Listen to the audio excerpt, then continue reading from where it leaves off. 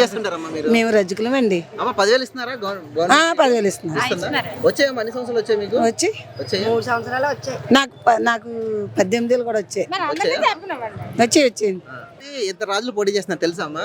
తెలుసు. కేకే రాజు, విష్ణు కుమార్ రాజు. నార్త్ లో ఇదే ఉత్తరంలో ఎవరు గెలుస్తారంటారు ఈసారి? కేకరాజు గారే. కేకరాజు గారే. కేకే రాజా. ఎందుకమ్మా కేకే రాజు గారు ఎందుకు? మాకు కేకరాజు గారు ముఖ్యమంత్రి నాకు అండం కూడా రాలేదు కానీ ఈ ఎమ్మెల్యే అవ్వకంటేనే ఓడిపోయిన తర్వాత కూడా చాలా బాగా చూసారండి. మాకు నిజంగా చెప్పాలంటే కోవిడ్ లో ఆయన లేకపోతే మేము బతకలేమేమో. చాలా బాగా చేశారండి. ఇంకా అన్ని మర్చిపోయామనుకో చెప్పలేం కానండి. విశ్వాసం అన్నది ఇక్కడ ఉండాలా అంతే. మా ఊళ్ళకి ఉందో లేదో అడగండి. అంతే కదా బాబు, ఆ విశ్వాసం ఉండాలా. ఆయన లేకపోతే మాలాటోళ్ళని బతకడం కొద్దిగా కష్టమైన ఆ రోజుల్లో. చాలా కష్టమైనండి, చాలా కష్టమైన.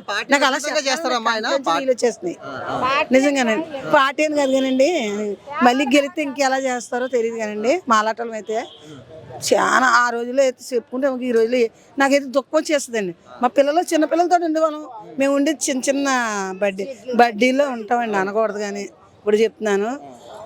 దానివల్ల ఏముందంటే అండి, ఆ రోజుల్లో చేసింది మర్చిపోకూడదండి. నిజంగా మర్చిపోకూడదు. ఈసారి ఎవరు గెలుస్తారు? వస్తారు కేకరాజు గారు. నేను వాళ్ళు సాగలే కూడా కేకరాజు గారే వస్తారు.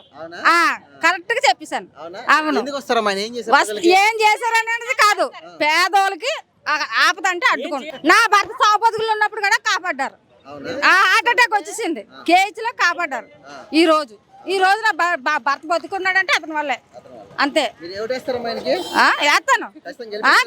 కల్పిస్తాను. విష్ణు కుమార్ రాజు తెలుసు. అతని పరిస్థితి ఏంటన్నది చెప్పలేను నేను. అతను సాకలు కాబట్టి ఈ రోజు నా భర్తను బతికిచ్చాడు కాబట్టి అతనికే ఓటు.